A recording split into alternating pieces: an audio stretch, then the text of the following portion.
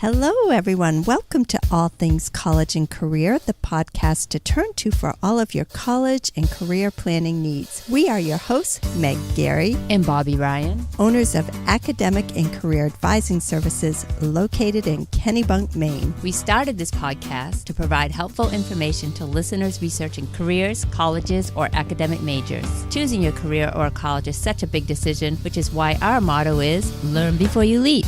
Before investing a lot of time or money, it's so important to do your research and to really explore your options. Each podcast will offer interesting stories and valuable insights that we think you will find entertaining and informative. Subscribe to our podcast and you'll have it ready to go on your playlist every Monday morning. So, learn before you leap each week with us. I'm so excited to introduce today's guest, Cindy Doucette. She is the owner of Cindy's Guys and Gals, a very successful hairdressing business located in Berwick, Maine. In today's podcast, we get into all the details about what it's like to be a hairdresser. Cindy also talks about how she runs her own hairdressing business, so she shares tips on that. We also talk a little bit about her future plans of expanding her business and opening up a brand new spa. But we start out the podcast talking about a book Cindy has written called It Can Happen to Any Family. Tragically, back in 2003, Cindy experienced a heartbreaking loss. She lost her daughter to a drug overdose just before her high school graduation. As a result of that experience, she ended up writing this book, It Can Happen to Any Family. She tells her story so authentically and so heartfelt. We get into the details of that situation and talk all about it in this podcast. Enough of the introduction. Let's get on to my conversation with Cindy. Hi, Cindy. Welcome to All Things College and Career. Thank you so much for doing the podcast. Oh, you're welcome, Meg. So, for the listeners that don't know who you are, could you please introduce yourself? Who are you and what do you do? My name is Cindy Doucette. I live in Berwick, Maine, and I am a cosmetologist and have been coming up on 40 years this year. Wow. And along with doing that, you run your own business. Yeah, I started my own business back in 1980, actually. I only worked for one salon with a boss for 1 year. And then I went on my own probably around 1980. I started. Okay, that's been quite a while. And we're going to get into that more. And I know personally it's just a very successful little business that you have. So I want to delve into that a little bit. But before we get into that, you have written a book called It Can Happen to Any Family. What inspired you to become an author, and what is this book all about? This book is about my 18-year-old daughter, Candice, who passed away in 2003 of a drug overdose. And I've never, ever would have thought of writing a book. And the idea came to me from her driver's ed teacher. Actually, it's funny how it happened because she passed and she was raised in a good family. We were normal, but not at all perfect. She was depressed and she got into using drugs and she passed. And the driver's ed teacher had her as a student. And after she passed, he just felt that the story should be told because it can happen to any family. You know, when a child like Candice was raised in a good home and then something like that happened, you know, maybe it could help others. And at the time that she passed away, he was actually teaching my daughter, Chelsea, driver's ed. He's the one that encouraged me and pushed me really to do the story.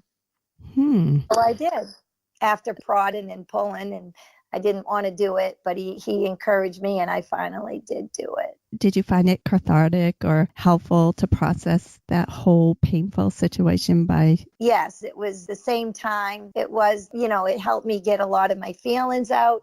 And also at the same time, I was putting my whole family's history, every little thing that went on with Candice and I, the family. I also put it in there. So it was kind of putting my heartstrings out there. And sometimes it was a little scary, but I felt that if I was going to tell the story, I needed to tell it real and raw. Yeah. It takes a lot of courage to really be as real as you were with the book. Yeah. Because when I went to what helped me do this book, I didn't do it on my own. And I know that you may ask me this question, but I'll just say it right now. I had to take classes. I didn't just become an author overnight. I'd never written anything in my life. I didn't even study it in school. In high school, I never wrote a story. I didn't know anything about it. And I went to a Denny Ledoux up in Lisbon Falls, and he taught authors how to write, and he gave week seminars, and I enrolled in 3 of them. And it took me years, and he taught me, he said, if you are going to write a story, the readers will pick up if you are not being truthful and you don't want to lose your integrity. So I had to put it out there raw, so I did. I feel it was good. It came out, I feel, pretty well. Can you tell us a little bit about the book and the story, and about Candice, your daughter? Yeah, the story, Candice was a very interesting girl. She was a little rebel type, but very her own personality. She loved to sing, and she was out there. As far as her personality, she liked people. She had a lot of friends, and she was pretty normal pretty much of all of her life. And around 14, she started, depressed feelings, and I picked up on it. And sometimes I feel like I picked up on it too much. Feel like I made too much out of it. I almost wish that, really? Like gave her a little more attention for it than she needed? Yes. To the detriment? Yes, I feel like I made it her life's identity, where to look back on it now, I feel that whatever you put your attention on, it seems to grow. And I wished I would have put my attention on her attributes, her singing. She loved to sing. She loved to draw. I still felt like it. I didn't know about depression back then, and it made me nervous. And I didn't know about antidepressants back then either. And I immediately put her on antidepressants, and I never thought about it. And I think about that now, that I made this decision to put my daughter on medication, which I feel like I was hasty in that. And to do it over again, I wouldn't, my own personal opinion from my situation, I would have thought long and hard before I would have put her on. What made you decide to do it? Was that the recommendation of the healthcare providers, or? It was. And the thing is that it seemed like it was the thing to do. Remember, I was probably 39 years old with a 15-year-old daughter, 14-year-old daughter, never experienced any of this at all. And I seem to be hearing about people putting their kids on antidepressants, and it seemed like it was like, I hate to say it, but like the style, it was like everybody, I felt like it was a quick fix, to be honest with you. And back then, that's what I wanted, a quick fix. And I will say to anybody, that is not true in this life. Nothing is a quick fix, especially with a child and a problem like that. Wow. So if you had it to do over again, what do you think you would have done differently? Well, at her age, before I lost my power, because once I put her on antidepressants through the doctor, it was like she felt like she needed them. So I couldn't exactly take them away from her, because I felt like they weren't working. They made her more suicidal. I would go to herbal. I would take her to an herbalist, and I would really look into something natural without even putting a lot of emphasis on it, kind of put it into her diet. And it's all through food, really, that this happens to us. It's I don't even know what it is, but I feel like you can emphasize things and you can monitor them. And I feel like I could have had more control over it. Once I put her on the drugs, that's where she learned to use street drugs. It was like she played around with them. Oh, so the antidepressants came before the street drugs? Yes. Well, I think so. I really believe that. I don't know. She might have been smoking a little bit of pot, but I don't know. When I think about it, no, she was pretty clean at 14. She was just having a little anxiety, it's kind of a normal thing for a young girl. And I took it for sure seriously, and and my husband did not want me to do that. He did not want me to put her on antidepressants. And it's the one thing that I will say to anybody. If you are in a relationship as a couple, parents raising a child, don't go against one another. Listen to one another, talk it out. I did go against him on that. And that's one thing I do regret. I wish that I would have really listened to what he said, because I feel for her situation, it was a mistake. But that's my own. I'm not saying that about anybody else. Right. For me personally. Right. Everybody has a different situation, and for some people it works beautifully, but you feel like you just jumped in a little more quickly than you should have. And the doctor did too. The doctor had no problem putting her on Paxil, and I'm not knocking the doctor, but I think it was just the times. I just think that everybody thinks it's just that little pink pill is going to make a difference, and it's not. It's a lifestyle change that she really needed. And I don't really know what she needed, but I'm just going out of experience for what, I went through with her to what I did to what I think about now and going back on it. Right. So what happened after you put her on the antidepressants? After that, we went through from age 14 to when she passed at 18. We went through 4 long years of switching drugs. The insurance companies were changing. Every time I got her a good psychologist, my insurance changed. So if Candice liked the doctor, we had to switch it because I was paying a lot of money for insurance and I wanted to go where I was insured. So I switched with that. That was not a good situation because Candice never felt completely in touch with any doctor. So that did not work. So for that 4 lack years, of consistency there. Yeah, back and forth from different antidepressants, almost like she was a little bit of a trial and error. And she just kept getting worse. She wasn't trying either. And she got into more street drugs. The more unworthy that Candice felt inside, the worse her life became. And she spiraled out of control. And 6 months before she passed away, the icing on the cake was she lost a best friend from the drug called ecstasy. And I thought that would help Candice. But don't be fooled by a tragedy helping your child. If something happens, like you think they're going to have an awakening, that is not always the case. It made it worse for her. And she passed at 18, in March before she was going to graduate. It went from there, I mourned, and then it went from that period. I think within 6 months, I got the idea to write the book. And for 3 years since she passed, I wrote, and it was very therapeutic for me. And I did this while I was running my business, and it really got me through. I'm glad I wrote the book. The book didn't do what I thought it was going to do, but it's okay. I believe that everything happens for a reason and that it's all good. Right. And just to be so busy between running a business and writing a book. And also you were very involved in a lot of speaking engagements, which I'd like to get into just a little bit. But just before we get into that, I just want to ask you, just for the listeners that are going through this, what were like some of the things you went through, from 14 to 18 when she started hitting all the street drugs? What was that like going through all that? Oh, it was a constant getting phone calls from the school. She did something. She started cutting herself. And, she didn't want to even hide the marks on her arms. And the doctor called it self-mutilation. And basically, it was her way of freeing herself from the pain. And it was a visual mark on her skin. So obviously, I saw it. And, of course, I got her in to see a psychiatrist.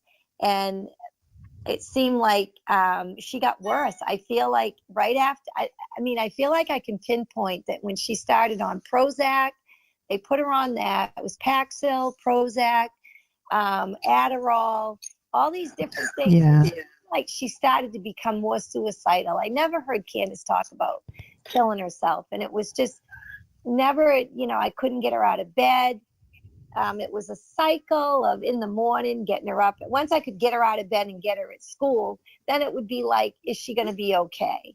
Right. I was constant in my mind. I was just anxious all the time about the thing, And that must have been now doing that, looking back at that, I would try to channel my energy a little bit different there too. I've learned a lot in the last 15 years. Of course, yeah.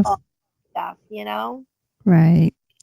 That's just such a tough thing to go through. But anyway, I know from part of your healing, you wrote the book, but you also were invited to do a lot of speaking engagements. Can you tell us about those? Yeah, the speaking engagements, it's funny because I immediately got invited to join the cool committee at the high school, it was a club against drugs, parents and Right. themselves. And it was then that the coordinator encouraged me to put a presentation together to present it at the high school. And my speaking engagement started right then. That's when I started it. So it went from joining this cool committee to putting a presentation together to actually planning on going to a seminar to learn how to write a book. So it kind of went hand in hand. So I did a lot of speaking prior to writing my book. So I did it back and forth. So I got a lot of people that were interested because I was all over the state of Maine. So my name was out there and the story was out there. And keep in mind, 15 years ago, there were not a lot of children that were dying of overdoses like they are today. It wasn't a normal situation to hear it about a kid dying. When Candice died, it was very tragic in our town because what I wanted to do with speaking engagements, it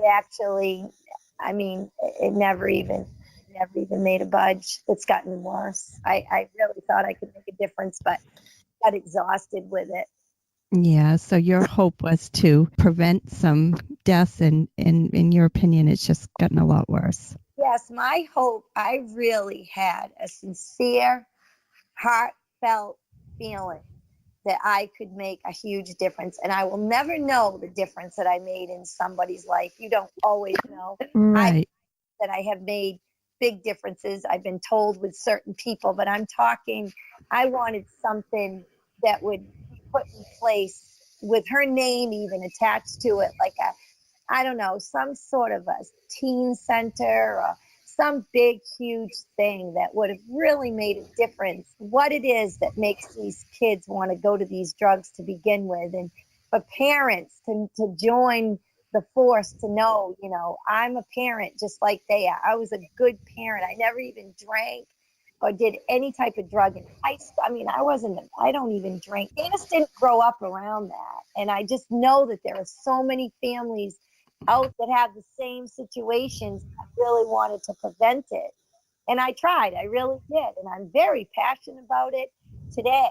It's just that I feel like I was in a tailspin. I'm going to all these schools and it's like Right. I was attracting more and more stories about drugs and people dying.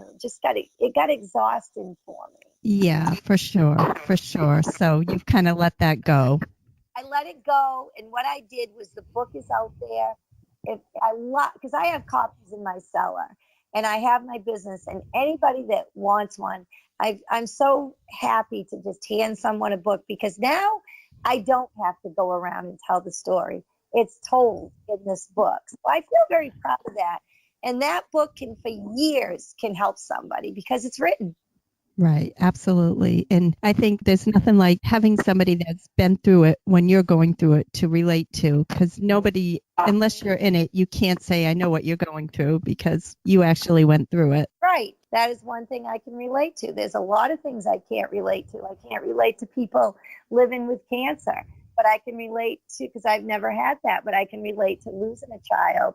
And I feel like I can be very helpful to anyone that's lost a child because I did grieve, and I felt like I grieved in a very good way, and it helped me to talk about it, What do you mean you grieved in a good way? In a way that there's a lot of stages of grief that people go through, and I feel like I went through them quickly because I immediately did not want to judge the situation. Candice died, very difficult situation. She died among friends she grew up with, people that came to my house when she was young. She died at one of their apartments, and they're only these kids were between the ages of 15 to 18 years old.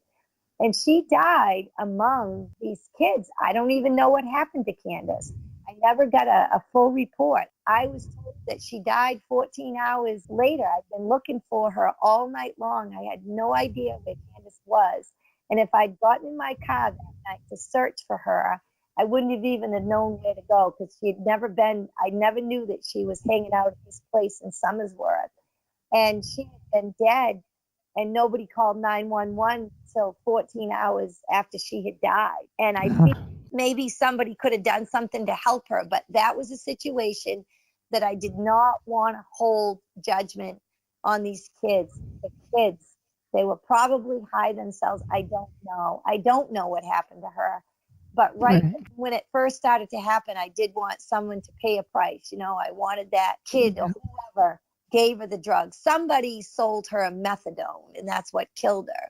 And that person that sold her that methadone actually could have gone to jail if they would have had proof. But I wouldn't want that today for someone to go to jail.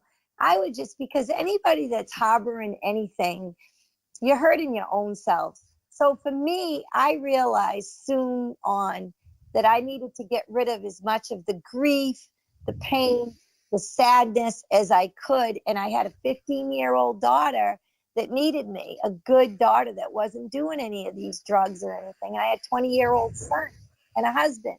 So I needed to be there for people who were living and know that I did the best for Candice. And that's what I mean when I say I went through it in a solid way. I went back to work within a week, had my own business. I could talk about Candice as much as I wanted. My clients are like family, and they loved it because everybody wants to talk about something. Right.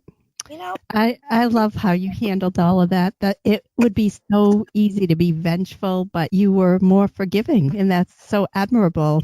forgiven of everything. You got to remember, I had to forgive myself because what did I do? First thing you want to do is blame yourself. Absolutely. Did I miss? And I know I missed a lot. And then I wanted to forgive Candice because I was mad at Candice because I took it that night at 9:00. And if Candice would have come home where she was loved and where she belonged, she wouldn't have died that night. She might have, it might have been some other thing I would have dealt with.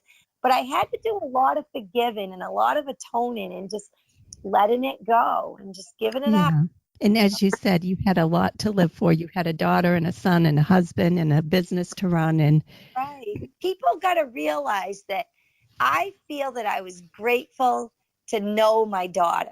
Okay. Like I am thankful that I got to have her in my life for 18 years and the joy that Candice brought me. And I'm talking about her today.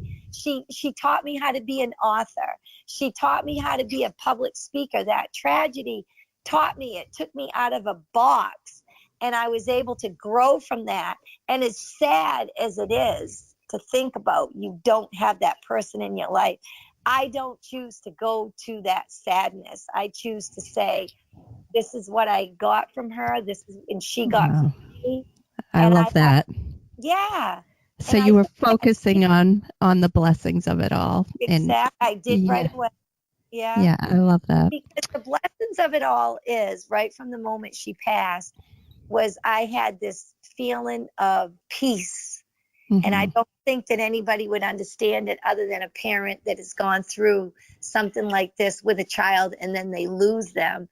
There was a sense of peace, and it was that Candice did not hurt anybody when she passed. I wasn't looking at a family that was wiped out because maybe she was in her car, killed someone.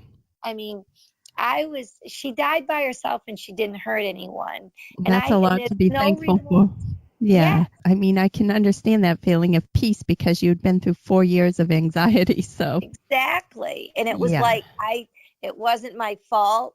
There was nothing I could do about it. Even anything that happens in our lives, if we can come to that conclusion, you're going to grieve, you're going to mourn, you're going to blame. A lot of people just want to blame. It makes people feel good to put blame onto somebody, but if you really analyze it, you got to just go right into your own self and just go right there into your own heart and find that forgiveness wherever you can, whether it's you, whether it's another person. It doesn't mean you got to go have coffee with that person that may have done something to your child, but what it means is you are not pouring gasoline over them and you burning, and that's really what it does. Yeah, that's so true that burning up somebody else isn't going to save your soul. No. Yeah. Interesting.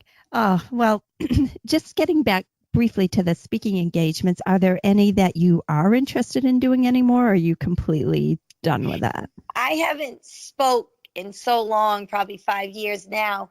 And because I don't speak very often, I get anxiety when I plan to speak because it's not something I do all the time. So Mm-hmm. I feel like, no, that's not, I guess my speaking engagements, I could say were over, but I've always said that if a school picked up one of my books and they thought that they wanted the kids to do it as a, as a must read, and they wanted the author to come in, I would be very open to any of that. And I tell my clients that. I have clients that come in, they're guidance counselors, and I often tell them, I have books. I think it's a book that should be in schools.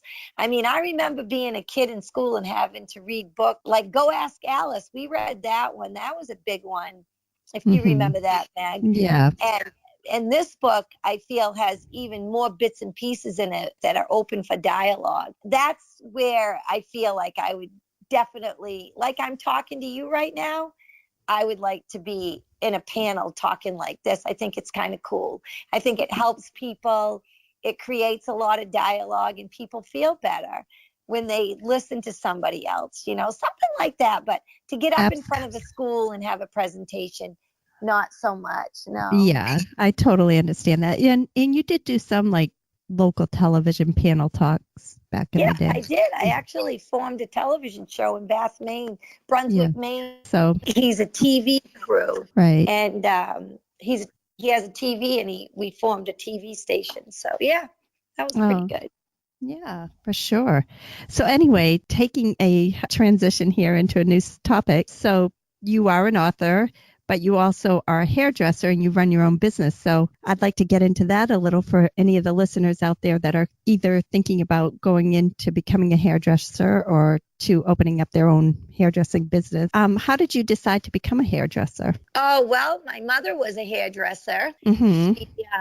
She started hairdressing when I was 2 years old. It all spun right from there. I grew up in the salon as a little girl. To be honest with you, I really didn't know what else to do when I graduated. I didn't want to go to college, and hairdressing school seemed like the thing to do for me. And I didn't even know if I was even going to like it, but I went anyway, and it went from there.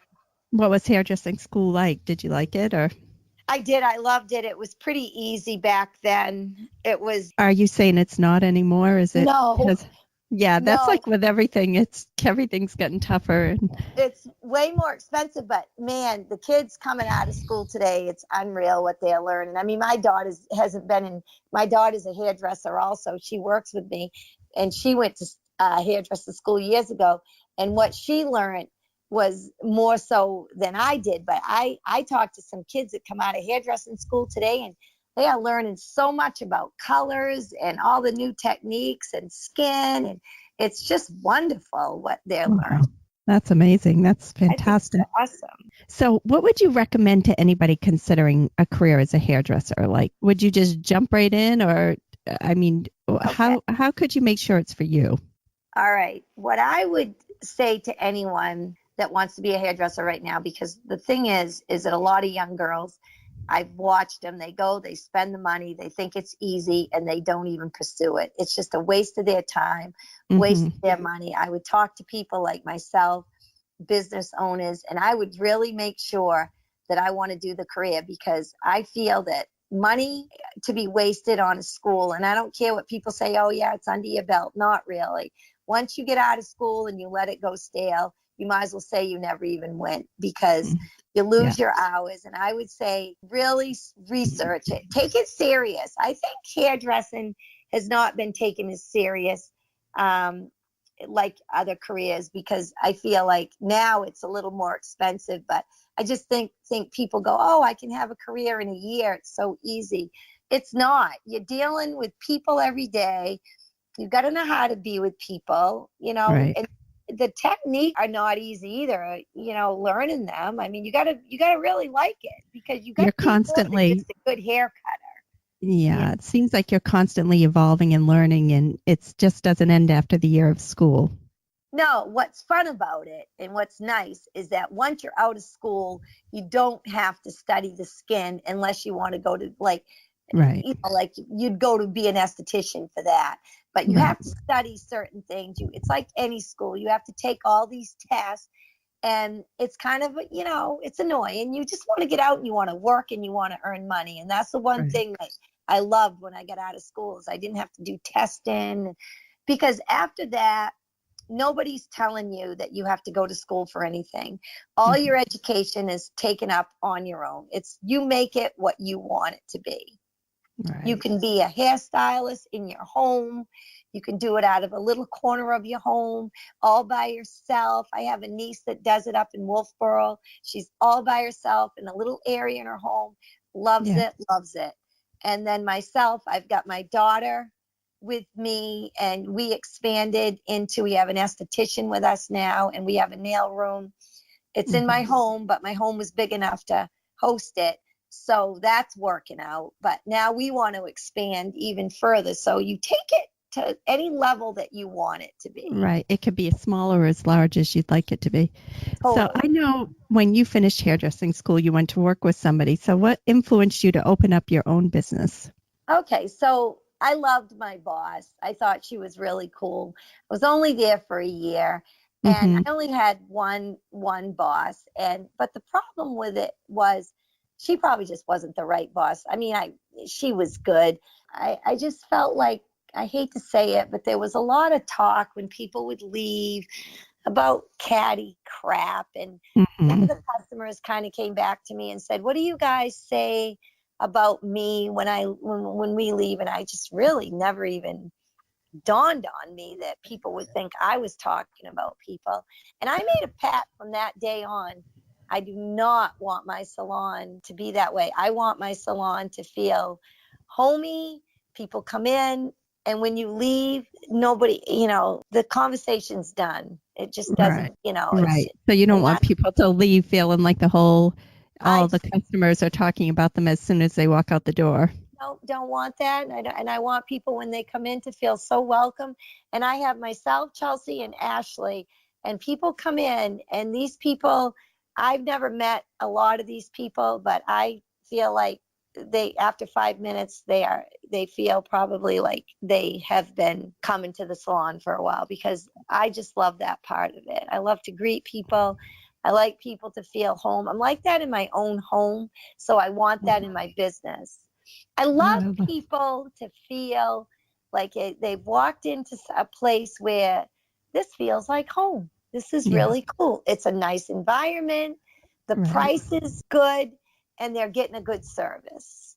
Right. That's awesome. I love that. And so and just back to my first job, my mother had a salon, and there was a few things that I weren't happy about working for this person. And I felt like my mother offered me to come to her salon, and I had a handful of people from the Dover area, some that I am still doing today. And that's where I grew. They followed me to Berwick, and I just kind of grew from there. Fantastic. That's awesome. So what would you say to somebody that's debating whether to work for somebody else or to open up their own business? Well, obviously, it depends on the responsibility that you want. There are people out there that love to just work an hourly wage. They don't have to think about anything else. They don't have to think about building a business. They just come in and they get paid no matter whether they're that busy or not. That would be the person that would probably want to go work for someone. They're just comfortable maybe with 2 days and not really having to promote. Then you have entrepreneur person that that they want to advertise themselves and they want to open their own place. But in my salon, I have 2 people that are in there that just rent their space, so they can do whatever they want with their own business. I don't see their money. It's their own business, and they're just responsible for paying their rent.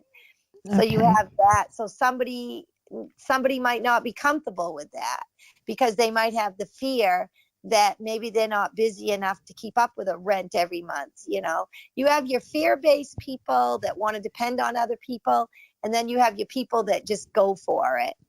It's all, the salon. So it depends on your personality a lot and what you're after.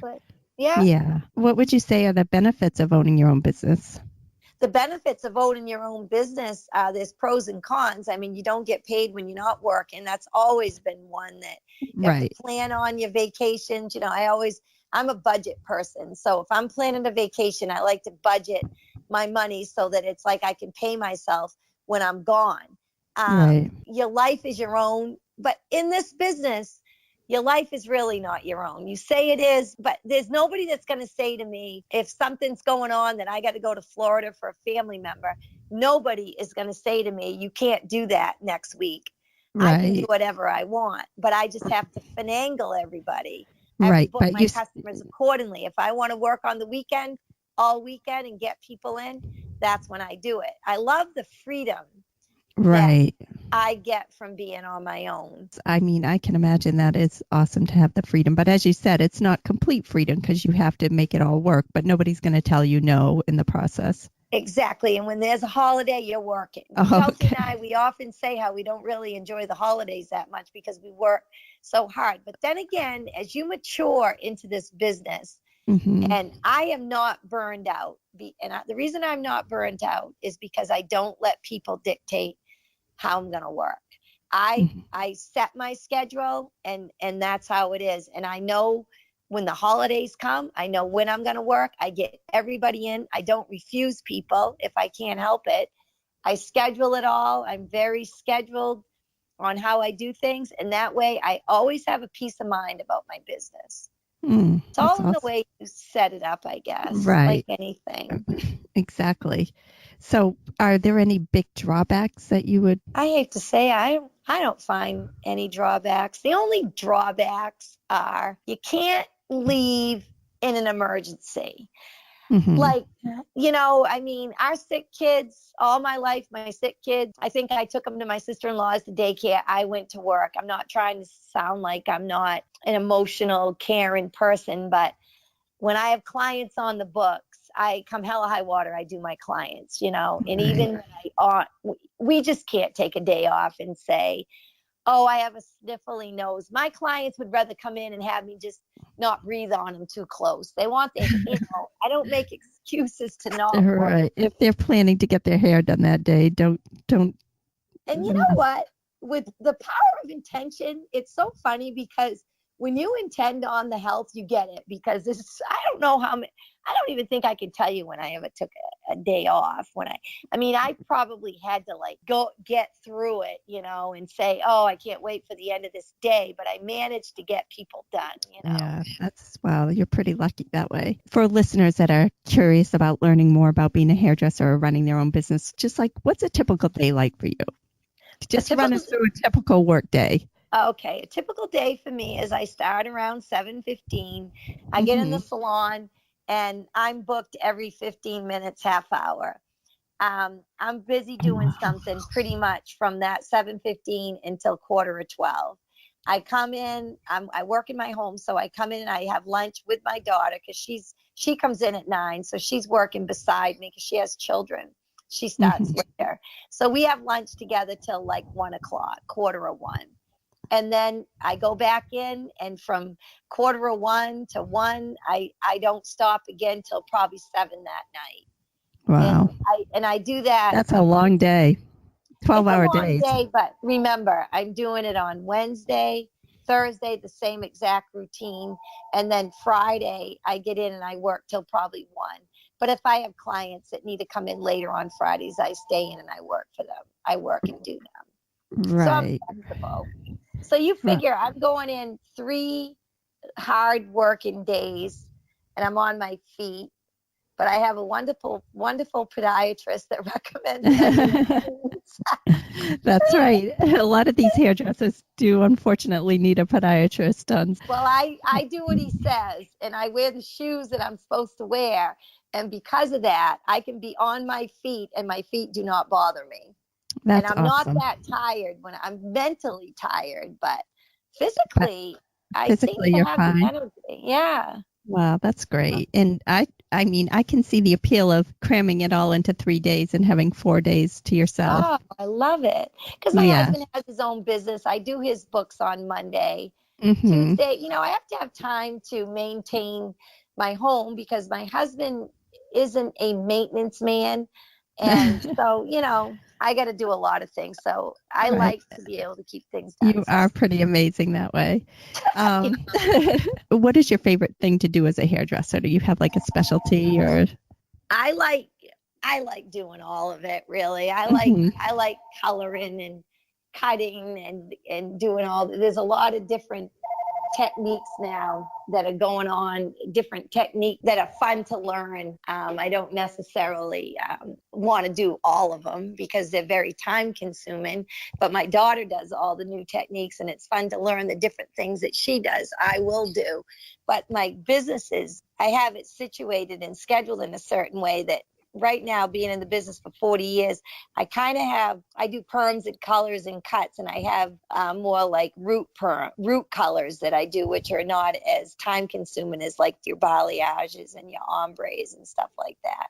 Mm-hmm. But always willing to learn new things, but there are some things that you kind of do. I might not be retired, but there are things that I can say I'm retired from. Yeah, there's certain things that you don't want to, but it must be fun to have younger generation in your business that are bringing new ideas and that energy. Oh, keeps you in it, and it does. The energy, it keeps you very young feeling. Mm-hmm. And even though you're not doing that work, although I do a lot of it, I do a lot of the new techniques and everything, not as often as Chelsea.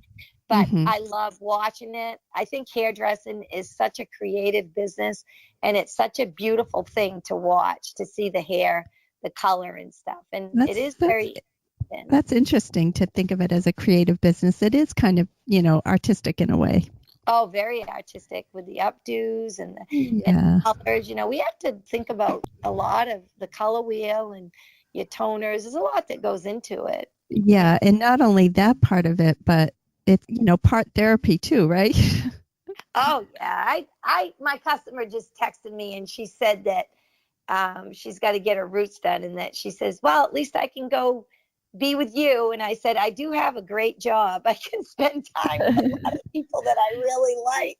Right. And you have a way of uplifting everybody that's around you. I guess so. I don't know. It's fun.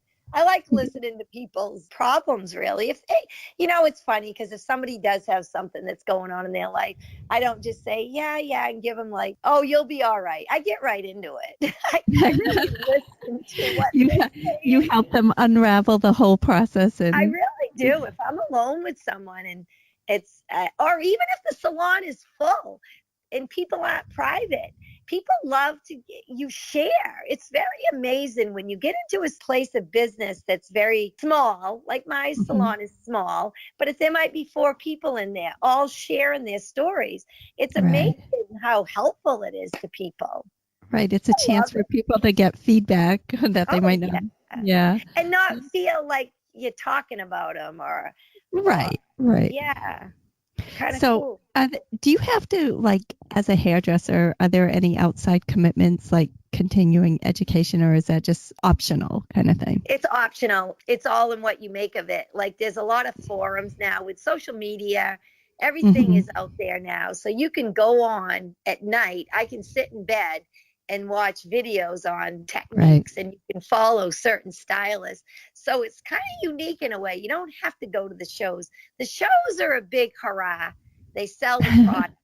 Now what we do is we go to classes. We go to clipper classes, men's cuts. We go to color classes. And now you put your time and you're right there with hands on. You're not listening about a bunch of product, a big hype that you're never going to use in the salon. You go and bring back the technique to your salon. You're actually learning something then. Nice that way. Yeah. So was there ever a time in your whole career that you thought about, I hate this career, I wish I had never gone into it and wished you had done something else? Or are you happy with what you did? I've never felt tired of it. And I really believe that when my daughter came to work for me, which was, I don't even know how many years ago was that, probably maybe 8, it brought all new energy. Like I just was telling my husband the other day that I don't think that I could have her leave, and Ashley too, the other girl that works with us, and me feel like I'm going to go in that salon and be by myself now. It's not, I don't depend on her, but you kind of do. It's the energy that it's from each other. It's like, I feel like when I'm doing something and I'm doing a new technique, I feel like she's there to bounce off, and she feels the same way. It's like, For sure. All of your years of experience. I mean, it goes both ways for sure. Exactly. And what I was going to say to answer that, if Chelsea wasn't in my salon right now, I probably would feel like I might want to retire because I'm 58. There's a lot of people coming in my age that are getting ready to retire in another 5 or 6 years. And I had to sit back and say, it's not even in my vocabulary. I love that. I don't even have it. I'm not retiring. And my customers are so happy to hear that. But in the same token, I really don't have to. I have it set up so I'm not working 5-6 days a week either. Right. You've got a good situation going. And people that retire, you know what I've noticed? They find little jobs because they get bored. Well, I might as well stay with the one I'm at. Because you're enjoying it, right? Exactly. Yeah, that makes total sense. And I don't know how much you want to get into this, but you're talking about expanding, you said. So I don't know if you want to touch on that or. Yes. And I think in the near future, I think we're really seriously, we're getting a plan together. I have some land out in front of my home and we want to build a spa. And that's another thing. If I said to my husband, if Chelsea, my daughter, this is her dream, I'm kind of following her dream. And I'm backing her on her dream because it's my dream too, but it's her vision. And the thing is that it's almost like the next thing, because if I do want to relax and I'm in the salon 3 days a week, she's going to be working for another many, many more years. And I really would like to get it out of my home. I have made that decision, as nice as it's been to be in my home. But I really would like the business out of my home for the days that I'm not working. And this is going to be a big step for us because we've always had very little overhead because it's in my home. Now we're going to have another building, but she's working on a business plan right now. And we're looking at, ideas on what we want it to look like. And before we do it, because my daughter is very much the type of person that doesn't jump into stuff until she really has it pretty much figured out. And we've been talking about it for a long time. So yes, that is going to be the next thing. And that's so exciting. That is great. It is exciting. And like I said, everybody says, oh, are you going to retire? I'm like, retiring. I'm embarking on a new thing here. I'm starting a new business. That's about the furthest thing from retirement. Yeah, I love that. It's going to be a little bit more on my mind, but. Yeah, that's okay. It's all good. So last question, looking back, is there anything you wish you had known when you were starting out or something that you learned the hard way? Is there any wisdom you can pass down to these new young people starting out? I don't know what I've really learned the hard way. I just always remember when I used to do something in the salon and it didn't turn out right. You would have thought it was the end of the world because, hair is important. And I think about a doctor, and if they make a mistake, those poor things, it's people's lives, hair will grow back, but that's not an excuse though. Think about everything that you do. Have a plan. If you have a gut feeling that hair looks like it's gonna fall off, well, and don't put that perm onto it. Do what you feel. Follow your instincts, in other words. Own instinct. And it's even now, as I go as I've been into the business, there are things that I hold my breath and go, oh, I hope this comes out right. I bet. Yeah. Something. Even with all those years of experience, it still happens. So take that, young people. It happens even to the pros. You're not taking enough time. I find for me that if I'm in a hurry trying to get out of the salon, people are calling and I do something quick just to get it done. I find that doesn't always work. You always take the time with it. Right. Yeah. Make sure. So that is some good wisdom and advice. Well, and also, Cindy, I want to just say this one last thing. Of course, yeah. To keep a business so that you are not burnt out, whatever it be, your business or you're working for somebody, go in with good feelings about people and don't bash people behind their backs, because you will appreciate these clients. Because just remember, those clients are coming to you and you appreciate those clients and they appreciate you. This business is a win-win situation. Everybody is getting something out of it. And those people should be respected as much as you respect them. No matter whether they got a lot of money or they don't, they should all be treated the same. Perfect. I love it. Well, Cindy, thank you so much. This has been such a great and interesting interview. And thanks for coming on the podcast. All right. I loved it. Thank you, Meg, for inviting me. Have a good day.